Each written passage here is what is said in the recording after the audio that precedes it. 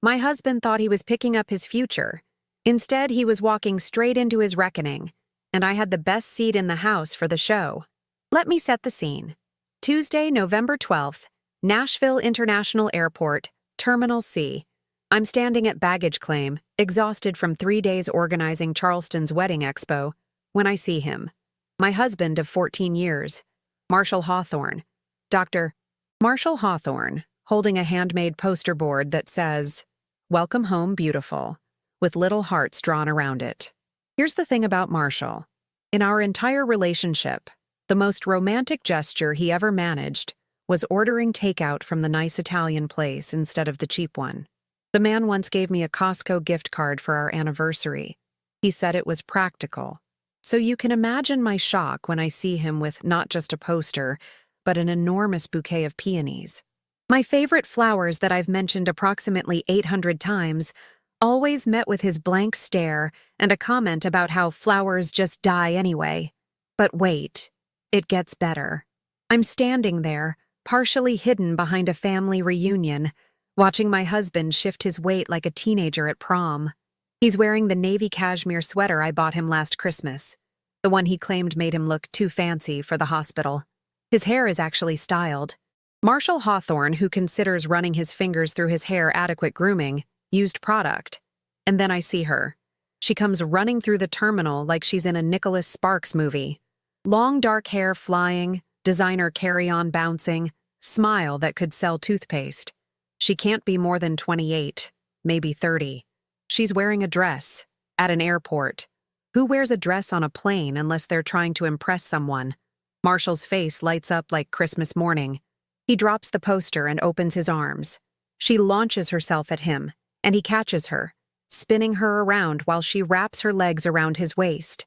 In the middle of Nashville International Airport, I'm standing 30 feet away, watching my husband embrace another woman with more passion than he's shown me in 5 years. And the worst part? I recognize the watch on his wrist, the Tag Heuer I saved for 6 months to buy him for his 40th birthday. There it is, pressed against this woman's back as he holds her like she's the only person in the world. They kiss, not a peck, a full-on movie trailer. Get a room kiss that makes the elderly couple next to me look away. I should be crying, right? That's what I thought I'd do if I ever caught my husband cheating. But I'm not crying. I'm furious. And more than that, I'm calculating. See, here's what Marshall doesn't know.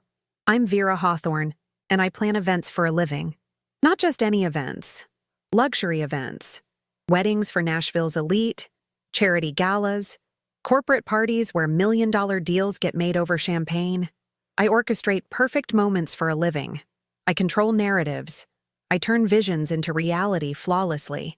And right now, watching my husband play out this airport romance fantasy with his pharmaceutical rep. Oh yes, I recognize her now. Lila something or other from hospital functions. I'm already planning the greatest event of my career. My divorce party. Let me back up. My name is Vera Hawthorne. I'm 42, and until 3 minutes ago, I thought I had a decent marriage. We live in a gorgeous colonial in Forest Hills, one of Nashville's most exclusive gated communities. I drive a paid-off Mercedes GLE. We have dinner parties. We're country club members. On paper, we're living the dream. We don't have kids. I wanted them once. Marshall always said later, when the practice is more established, when we're more financially secure. Eventually, I stopped asking. I threw myself into my business instead. Turned Elegance Events into Nashville's most sought-after planning company. Built something that was mine. Looking back, I can see when things shifted. About 2 years ago, Marshall started working later, going to more conferences, paying more attention to his appearance. I notice everything. It's my job. But I convinced myself it was a midlife crisis thing. What a fool he thinks I am. Because here's what Marshall doesn't realize. I'm not just some trophy wife who plans parties. I built my business from nothing. I negotiate contracts with vendors who'd eat him alive. I manage bridezillas who make hostile takeovers look friendly.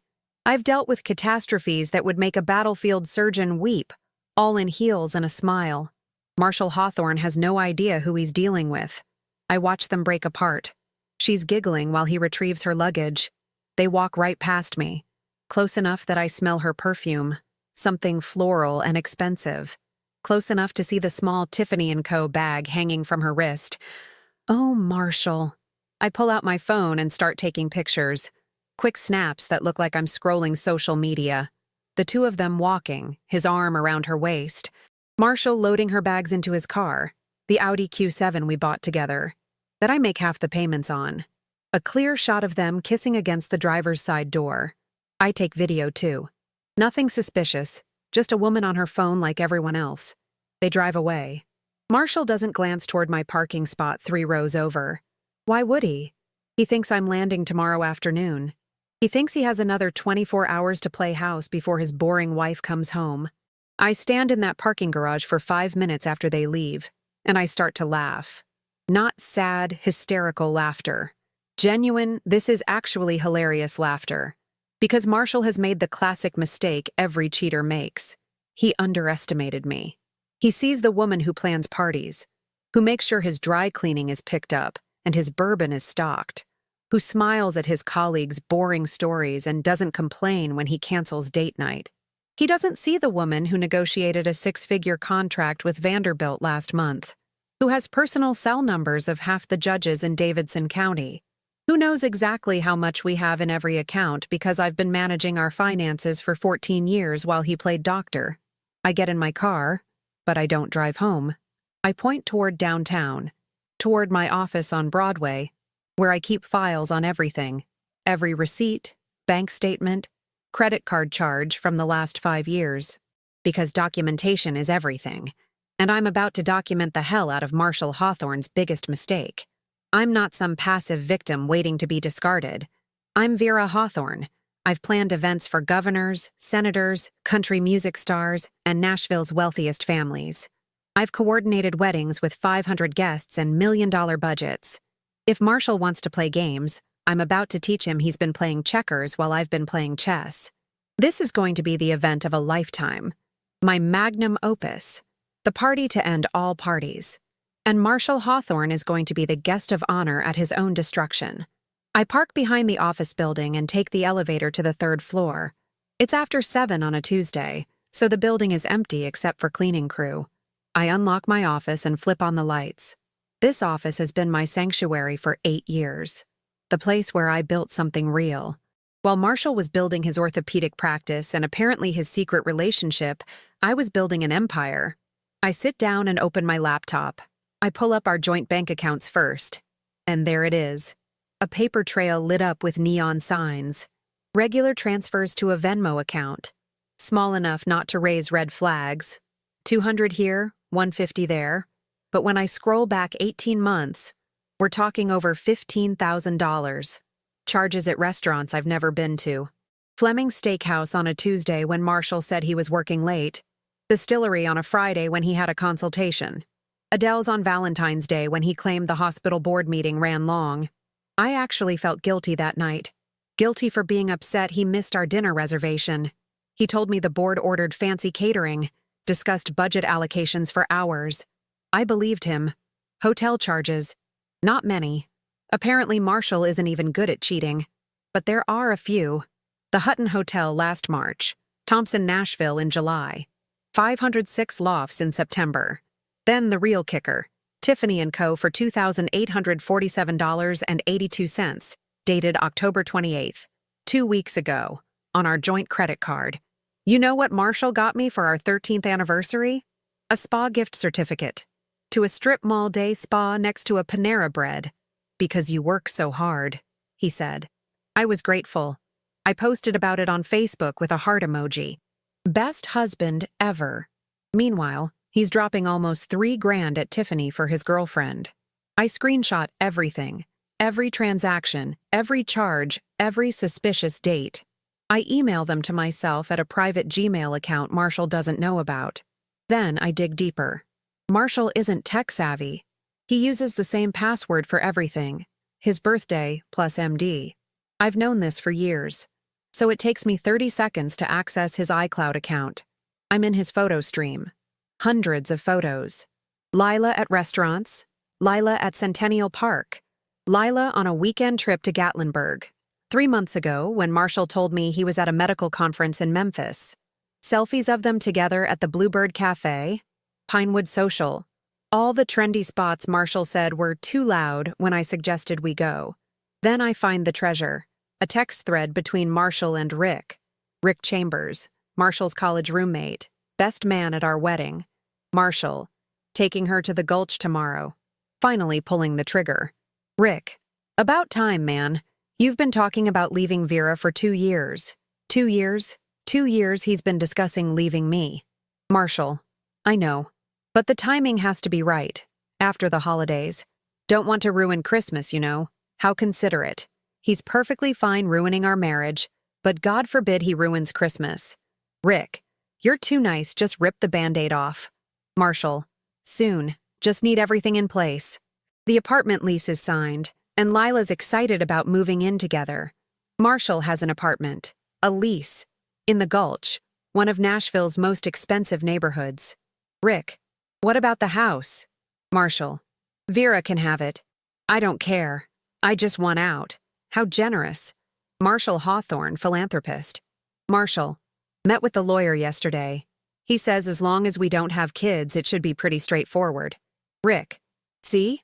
Nothing to worry about. Vera will probably be relieved anyway. You guys haven't been happy in years. Haven't been happy in years. That's what Marshall tells people. That we haven't been happy. Like this is mutual. Marshall, you're right. This is for the best. For both of us. Rick, when are you telling her? Marshall, after New Year's. I'll do the holidays. Make it nice for her one last time, then sit her down in January. Make it nice for me one last time. Like I'm a charity case. I sit back and laugh. Not a pleasant sound. Because Marshall doesn't understand. I'm not waiting to be discarded. I'm Vera Hawthorne. I've planned events for Nashville's elite. I've managed crises that would make grown men cry. If Marshall wants games, he's about to learn he's outmatched. I spend 2 hours documenting everything. Every photo, text message, bank statement, hotel receipt. I create a folder structure that would make a forensic accountant weep with joy. Then I research divorce attorneys. The best in Nashville. The ones who handle high-net-worth divorces. The ones who destroy cheating spouses. Victoria Blackwell is a legend. She's represented half the country music divorces in the last decade. Absolutely ruthless protecting her clients. I fill out her website contact form. Urgent matter regarding divorce, substantial assets involved, evidence of affair and financial misconduct. Need consultation ASAP. I do the same for 3 other top-tier attorneys. Always have a backup plan. By 10 p.m., my phone has been buzzing. 5 missed calls from Marshall, 7 text messages. Marshall, hey honey, just checking you landed okay in Charleston. Call me when you can. Marshall, getting worried. You usually text when you land. Marshall, Vera, everything okay? Marshall, probably asleep by now. Have a great last day tomorrow. Miss you. Marshall, love you. Marshall, don't forget we have the hospital gala planning meeting Friday. Need you there. You're so much better at this stuff than me. Love you, miss you, need you. The audacity. The absolute breathtaking audacity of this man sending loving texts while at his secret apartment with his girlfriend. I don't respond. Let him think I'm exhausted and went to bed early. Let him think everything is fine. Because tomorrow, I'm meeting with divorce attorneys. Tomorrow, I'm putting together a plan that will make every event I've coordinated look like a child's birthday party. Tomorrow, Marshall Hawthorne's fantasy life starts crumbling. But tonight, I drive home. To our house in Forest Hills, the house Marshall so generously says I can keep. I pull into the driveway at 10:45. The house is dark. I sit in my car, looking at our home. The colonial with white columns I fell in love with 14 years ago. The azalea bushes I planted. The porch where we used to sit and drink wine before Marshall got too busy. I've built a life here. A good life. And Marshall is ready to throw it away for a 28-year-old who probably thinks Nashville is the capital of Tennessee. We'll see about that. I unlock the front door. Everything is exactly as I left it, Saturday morning. My coffee mug in the sink, the book on the coffee table, the throw blanket on the couch. Home. except it doesn't feel like home anymore. It feels like a museum exhibit. I pour wine, the expensive Pinot Noir Marshall bought for a dinner party, and sit at the kitchen table with my laptop. I have work to do, research to conduct, a strategy to develop. In 3 days, I have a consultation with Victoria Blackwell. I'm walking in with enough evidence to bury Marshall Hawthorne so deep he'll need a mining team to find his way out. The best part? He has no idea it's coming. He thinks he has until January. He thinks he's in control. Marshall Hawthorne is about to learn the most important lesson of his life. Never underestimate the woman you betrayed, especially when that woman makes her living turning dreams into reality and nightmares into unforgettable events. Wednesday morning, I wake at 6 a.m. and for 3 seconds, I forget my entire life is a lie. Then reality crashes back. Marshall thinks I'm in Charleston. Marshall is at his secret apartment with Lila. Marshall has been planning to leave me for 2 years. I should feel devastated. Instead, I feel remarkably clear-headed. I make coffee and check emails. 3 divorce attorneys already responded. All can see me this week. Victoria Blackwell's office had a cancellation for Friday afternoon at 3 p.m. Fortuitous timing. I confirm appointments. Victoria Blackwell on Friday. James Patterson at Patterson & Associates Thursday morning. Linda Walsh at Westwood Family Law Thursday afternoon. Then I text Marshall. Me. Sorry. Fell asleep so early. Long day. Conference is great. Miss you too. See you tomorrow afternoon. His response comes within 30 seconds. Marshall. No worries. Glad you're having a good time. Can't wait to see you tomorrow. Love you. Love you. The hypocrisy is almost impressive. I spend Wednesday working. 3 client meetings. Virtual, thankfully. Between meetings, I research Tennessee divorce law, community property versus equitable distribution, how courts view dissipation of marital assets, what happens when one spouse uses joint funds to finance an affair. Turns out, judges really don't like that. Tennessee has fault-based divorce. Adultery absolutely affects how assets get divided. Marshall has made every possible mistake. Used joint funds for his affair, documented it all on shared accounts, confessed his plans in text messages, bought expensive gifts for his girlfriend on our credit card. Marshall Hawthorne, brilliant orthopedic surgeon, is an absolute moron at infidelity. By Wednesday evening, I've compiled 47 pages of evidence, meticulously organized, labeled, dated, cross-referenced, bank statements, screenshots, photos, hotel receipts, restaurant charges, the Tiffany receipt, everything. I save it to 3 cloud storage services and email copies to myself. Then I print 2 physical copies, one for my office, one for a safety deposit box Marshall doesn't know exists. Thursday morning, I'm up at 5 a.m. First attorney consultation at 9. I dress carefully. Navy Brooks Brothers pantsuit, cream silk blouse, pearls. Professional. Put together. The look says, successful businesswoman who deserves respect, not falling apart and desperate. James Patterson's office is in the Gulch. Ironically, probably near Marshall's love nest. All glass and chrome. Very expensive looking. James Patterson is mid-50s, expensive suit, firm handshake. The kind of smile that costs $300 an hour. Mrs. Hawthorne, he says, I understand you're dealing with an urgent situation. That's putting it mildly. I slide my 47-page document across his desk. His eyebrows rise as he flips through pages, then rise higher, then practically disappear. This is comprehensive. I'm an event planner. Organization is kind of my thing. I can see that. He reaches the Tiffany receipt and his mouth twitches. Mrs. Hawthorne, in 23 years of practicing family law, I have never seen a case this well documented on day 1.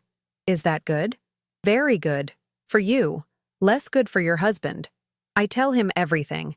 The airport, the flowers, the embrace, the systematic documentation. And your husband doesn't know you know? He thinks I'm in Charleston until this afternoon. He thinks everything is fine. Good. Keep it that way. He leans back. Tennessee is an equitable distribution state. But in cases where one spouse dissipated marital assets to finance an affair, courts factor that in. He used joint funds for hotels, dinners, jewelry for his mistress. That's dissipation. What does that mean for me? You have an excellent case for more than 50% of marital assets. We can argue he owes you reimbursement. If he fights you, we have enough ammunition to bury him. Validation floods through me. However, I notice you don't have children. That simplifies things. No custody battles. We're looking at asset division and possibly alimony. I own my own business, Elegance Events. Last year I cleared $230,000 in profit. His eyebrows rise. And your husband's income? Orthopedic surgeon. Around $450,000 annually, plus bonuses. So there's a disparity, but not massive. You're both high earners. That works in your favor. You're not financially dependent. That narrative plays well. We talk strategy, timeline, expectations. He explains Tennessee requires grounds for divorce. Adultery qualifies. Temporary injunctions to prevent draining accounts. Discovery, depositions, potential trial. But honestly, with evidence like this, most defendants settle. Going to trial means this becomes public record. His affair, his spending, all of it. Most professionals want to avoid that. Next is Linda Walsh at Westwood Family Law. Green Hills office. Less flashy, more intimidating. Linda Walsh is tiny, early 60s, looks like someone's grandmother but has shark eyes. She flips through my documentation at lightning speed. When I'm finished, she looks up. Do you want to hurt him, or do you want to win? What's the difference? Hurting him feels good in the moment. Winning means you get what you deserve and move on intact. Both are valid, but they require different strategies. I want to win. But if hurting him is part of winning, I'm okay with that. Linda Walsh smiles. Terrifying. Then we'll get along just fine. She's more aggressive than James Patterson, direct about what we can demand and prove, leverage the affair evidence, freeze joint accounts, hire a forensic accountant to trace every dollar Marshall spent on Lila. Men like your husband, successful, arrogant, convinced they're smarter than everyone, they make mistakes. You've documented all of them beautifully. How far do you want to take this? As far as I need to. Good answer. By 2 p.m., I have one more stop. The bank. I walk into First Tennessee Bank on West End and ask about our accounts. Sandra, the banker who's helped us for years, greets me warmly. Mrs. Hawthorne, what can I do for you? I need to understand our accounts. I'm concerned about security. Over 45 minutes, I learn exactly what we have everywhere. Withdrawal limits, protections to prevent one spouse from draining accounts. Turns out, not many protections exist. Marshall could theoretically withdraw everything tomorrow. Is there a way to require dual authorization for large withdrawals? Not on standard joint accounts. However, if you're concerned, you could open a separate account in just your name and transfer your portion there. And if my husband asks? Sandra gives me a look suggesting she's seen this movie before. Your financial security is important, Mrs. Hawthorne. You have every right to protect your assets. I don't move money yet. That would tip Marshall off. But I make note of everything. And I open a new business account for Elegance Events, in just my name, that Marshall has no access to and no knowledge of, just in case. By 3:45, according to my fake itinerary, my flight from Charleston is landing at 4:30. I drive to the airport and park where my car's been sitting since Tuesday. At 4:15, I text Marshall. Me. Just landed. Grabbing my bag and heading home. See you soon. Marshall. Great. I'll be home around 6. Want me to pick up dinner? Me. That would be amazing. I'm exhausted. Marshall. Thai food from that place you like? Me. Perfect. Look at us. The perfect couple. Coordinating dinner. It would be sweet if it weren't completely hollow. I drive home, following the route from the airport. I pull into our driveway at 5:20. The house is empty. I walk through with new eyes, seeing everything differently. I try to remember the last time Marshall and I were intimate. 6 months? 8? Longer? I convinced myself it was normal. We were busy, in our 40s, married 14 years. Now I realize things weren't cooling off for Marshall. He was just getting his needs met elsewhere. I pull out my phone. Tomorrow, Friday the 15th, I have my consultation with Victoria Blackwell at 3 p.m. The hospital gala is December 14th. And Marshall plans to ask for a divorce in January, after I've done all the emotional labor of making Christmas perfect. Well, I have news for Marshall Hawthorne. I'm not waiting until January. Marshall's car arrives at exactly 6 p.m. I force myself to breathe normally, relax my shoulders, plaster on my smile. He walks in carrying Thai kitchen bags. Same Marshall, same rumpled work clothes, same tired smile. It was great, I tell him, accepting his cheek kiss, which is all we do now. Exhausting but great. We eat Thai food and talk like everything is normal. Marshall tells me about a complicated surgery. I improvise Charleston conference details. How's work been otherwise? I ask. The usual. Lots of follow-ups. Couple of emergency consults. He drinks water. Oh, I need your help with that hospital gala planning. The committee meeting is Friday afternoon. You can make it, right? Friday afternoon. When I'll actually be in Victoria Blackwell's office, planning his destruction. Absolutely, I say with a smile. Wouldn't miss it. Friday afternoon, 3 p.m. sharp, I walk into Victoria Blackwell's office in the Pinnacle building downtown. The woman is a force of nature. Mid-50s, impeccably tailored gray suit, silver hair in a sharp bob, eyes that could cut glass. She's already reading my 47-page document. Mrs. Hawthorne, she says without looking up. Sit down. This is fascinating. I sit. Wait. Watch her flip through pages with lightning speed and laser focus. Finally, she looks up. Your husband is an idiot.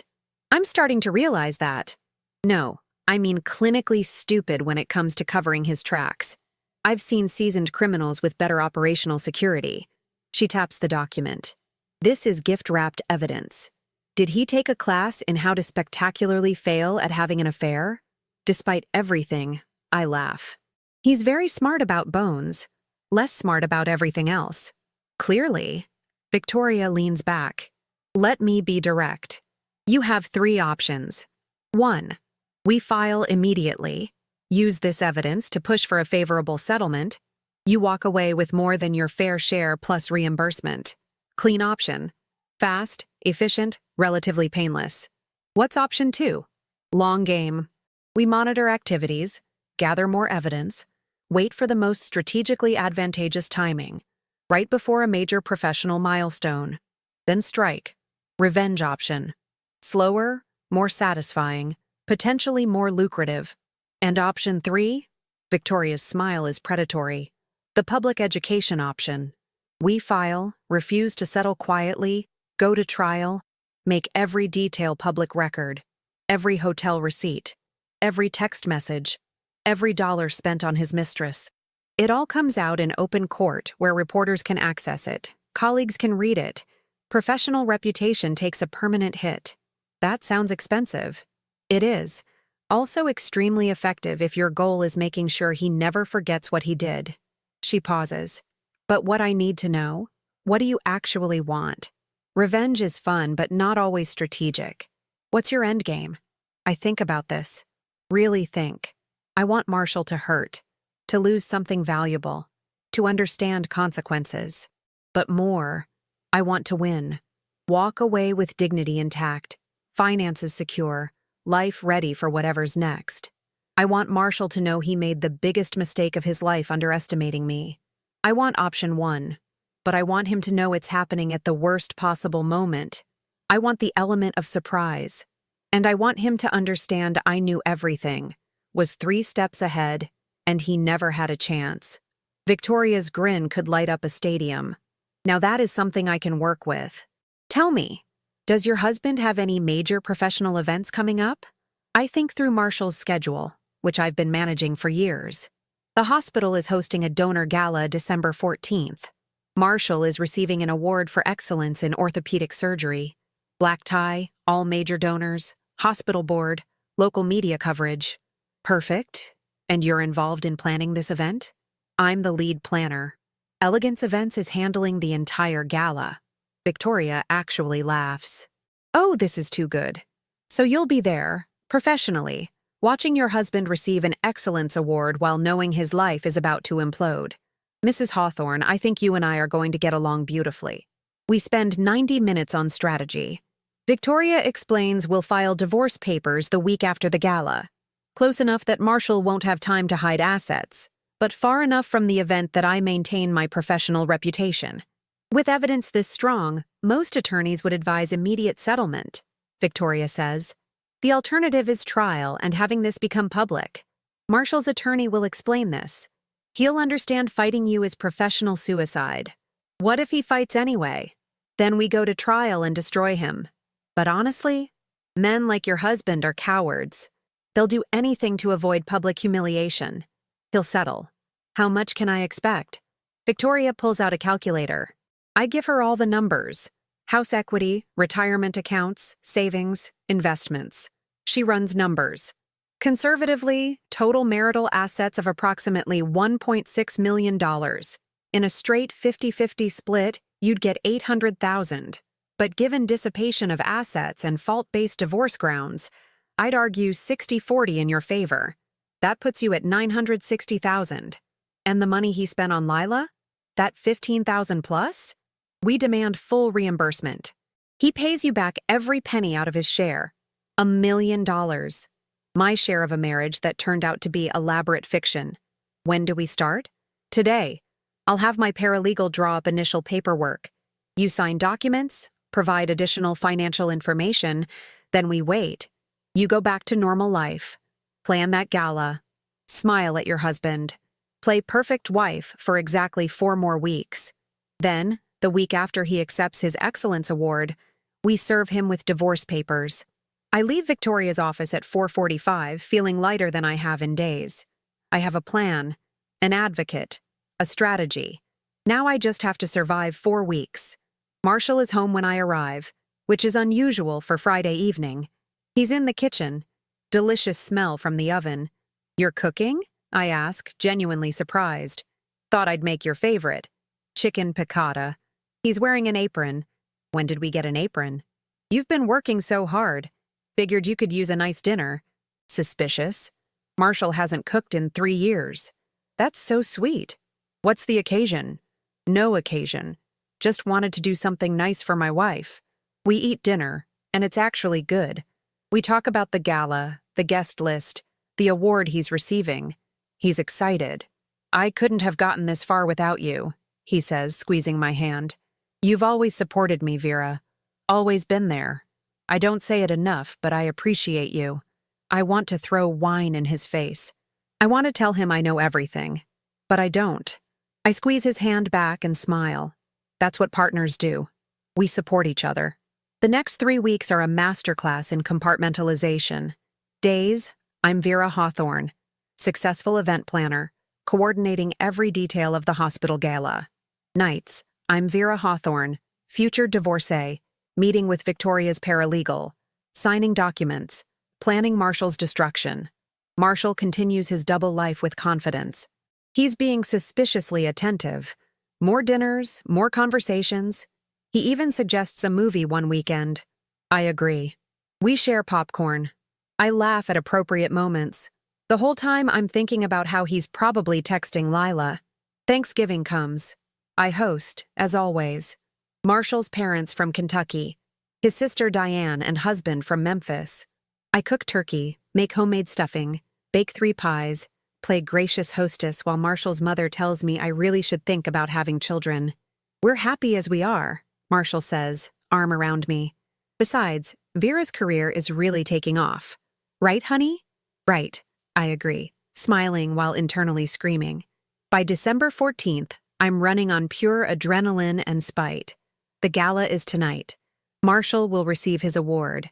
I will smile and clap and pretend to be proud. And then, in exactly 5 days, December 19th at 6 p.m., a process server will knock on our door. The gala is perfect. Of course it is, because I planned it. Schermerhorn Symphony Center looks spectacular. Lighting exactly right. Flower arrangement stunning. Catering impeccable. 250 guests in black tie, drinking expensive wine. I'm wearing a navy blue gown, Marshall complimented.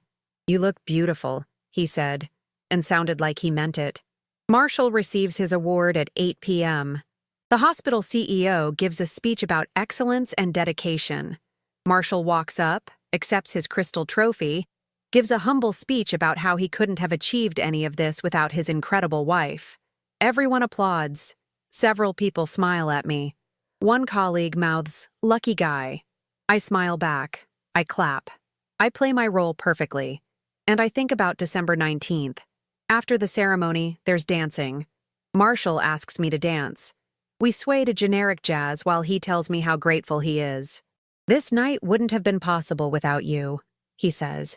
"You made it perfect." "That's my job," I tell him. "Not just the event planning. Everything. Our life together. You make it all work." I want to laugh. Our life together. The life where he has a secret apartment and a girlfriend. "We make it work together," I say instead. The evening ends around 11 p.m. Marshall is in such a good mood he's practically glowing. His award sits in the back seat. His career is thriving. His wife planned a perfect event. His girlfriend is waiting for him to pull the trigger on the divorce he's been planning. Everything is going according to Marshall's plan. Except it's not. December 19th arrives with cold, gray weather that feels appropriate for ending a marriage. I've spent 5 days in surreal calm. The process server is scheduled at 6 p.m. sharp. Marshall will be home. I made sure by telling him I wanted a nice dinner to celebrate the gala's success. He seemed touched. "That's so thoughtful, honey. I'd love that." At 5:45 p.m., I'm in our living room wearing jeans and a sweater. Comfortable clothes for comfortable lies. When I hear Marshall's car, my heart pounds, but my hands are steady. Marshall walks in with wine and a smile. "Got your favorite Pinot Noir. Should I open it now or let it breathe?" "Let it breathe," I say. "We have time."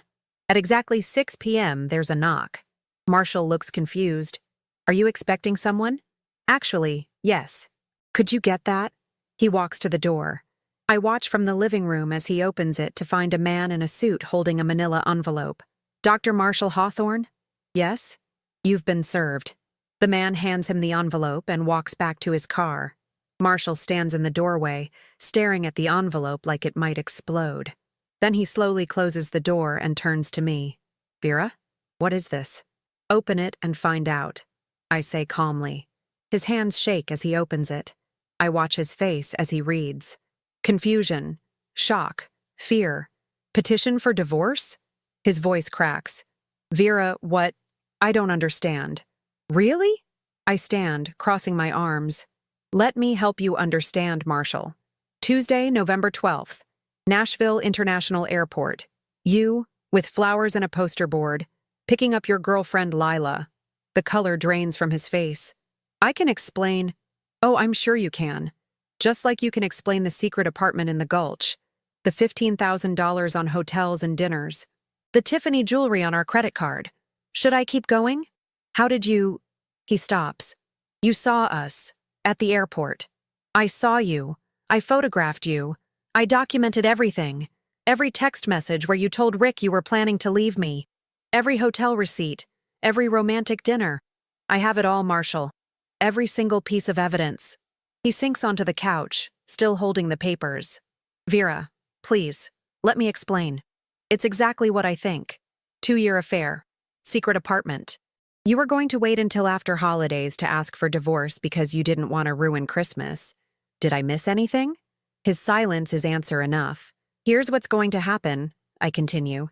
"You're going to read those papers with your attorney.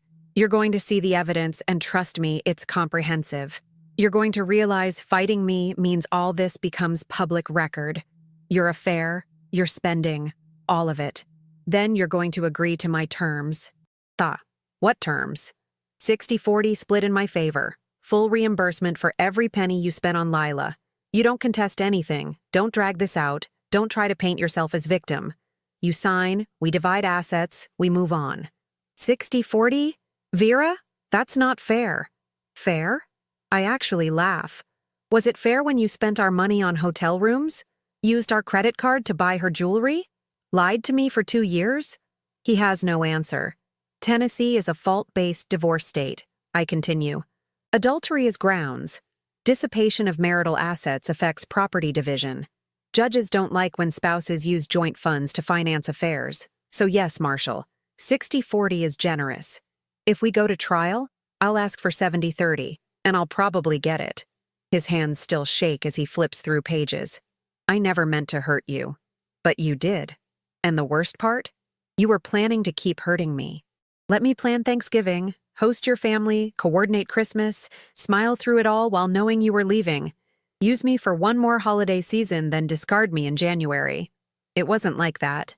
It was exactly like that. I read your texts with Rick. After the holidays. Make it nice for her one last time. Like I'm some charity case you need to humor. He looks up, tears in his eyes. I do love you, Vera. I'm not in love with you anymore. Then you should have divorced me 2 years ago, like an adult. Instead, you lied and cheated and spent our money while I kept our life running. While I planned your events and managed your calendar and made sure you looked good. I made you look successful, Marshall, and you thanked me by betraying me. I'm sorry, he whispers. I don't care, and I mean it. I don't care if you're sorry. I care that you face consequences. And you will. He sits there crying. Actual tears while holding papers that will end our 14-year marriage. I feel nothing. No satisfaction. No sympathy. Just cold, clear certainty that I'm doing the right thing. You need to leave, I tell him. Tonight. Pack a bag and go to your apartment. I'm sure Lila will be happy to console you.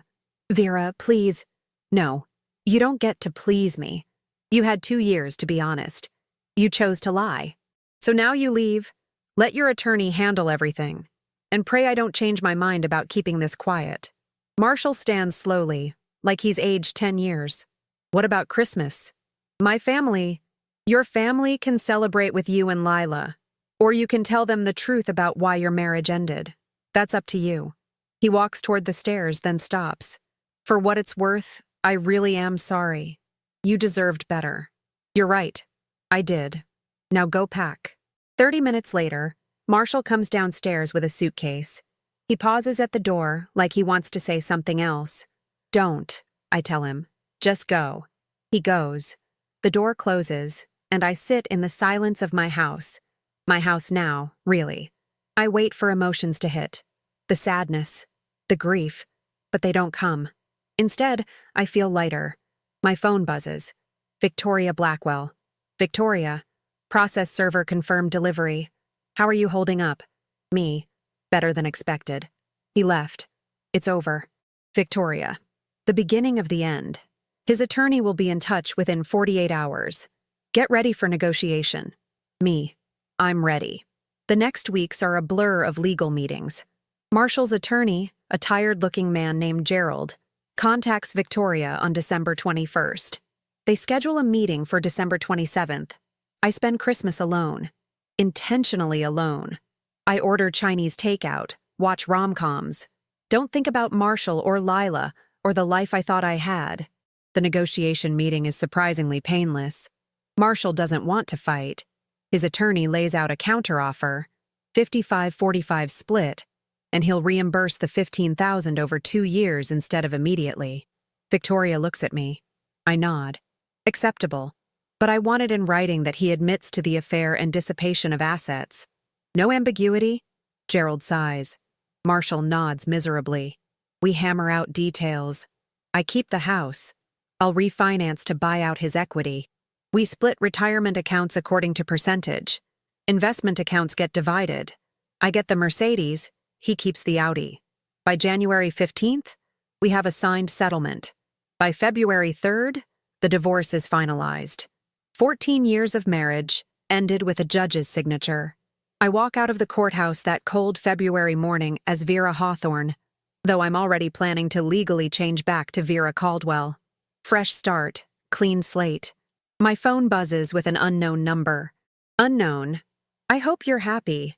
You destroyed his life. Lila. Probably watching Marshall deal with fallout and deciding I'm the villain.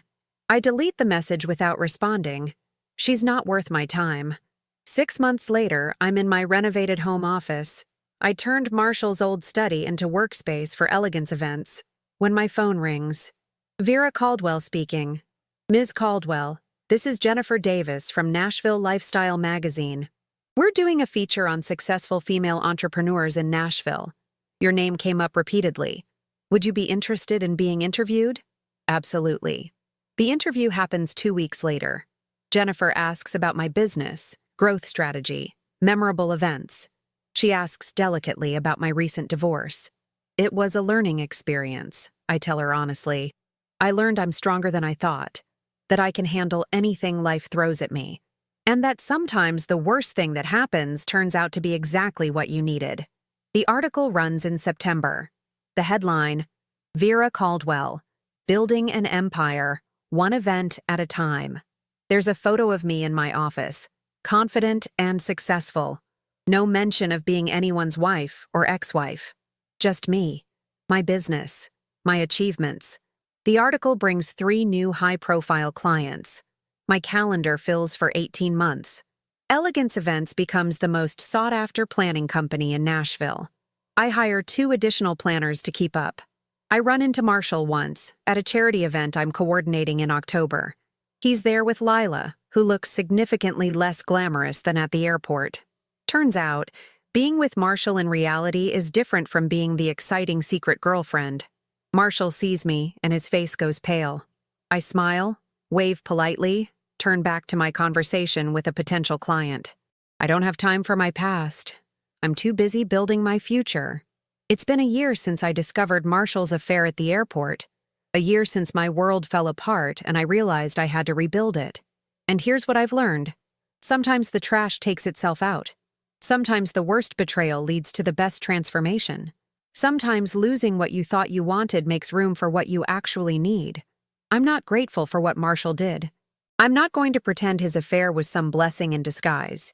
He betrayed me, lied to me, wasted 2 years of my life. But I am grateful for who I became in the aftermath. The woman who documented everything. The woman who planned her revenge with the same precision she brings to weddings and galas. The woman who stood her ground and demanded what she deserved. That woman is someone I'm proud to be. My life now looks different than I imagined a year ago. I live alone in a beautiful house that's entirely mine. I run a thriving business I built from nothing. I have friends, hobbies, freedom. I'm dating, casually, discovering what I actually want in a partner now that I'm not settling. Last week, I planned a divorce party for a client, a celebration of her freedom after leaving a 20-year marriage. Champagne tower, live band, all her friends celebrating her courage to start over. She pulled me aside. You really understand this, don't you? The relief of getting out? I do, because I've been there. Any advice? I thought about everything I learned, about Marshall and Lila and divorce papers, and the moment I decided I wasn't going to be a victim. Yes. Don't wait for permission to demand what you deserve. Don't shrink yourself to make someone else comfortable. And never underestimate your own strength. You're more capable than you think. She hugged me, tears in her eyes. Thank you. Because that's what I do now. I celebrate new beginnings, fresh starts, the courage it takes to walk away and build something better. Marshall thought he was trading up when he chose Lila. He thought he was leaving behind a boring wife for an exciting new relationship.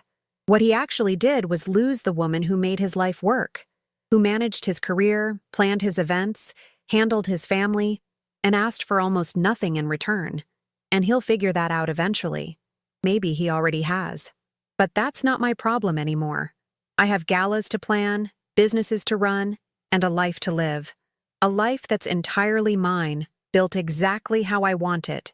That airport moment, the moment I saw my husband embrace another woman and my world shattered, turned out to be the moment everything actually began. Not the end of my story, just the end of the chapter where I let someone else write my narrative. Now I'm the author. And this story, it has a very happy ending.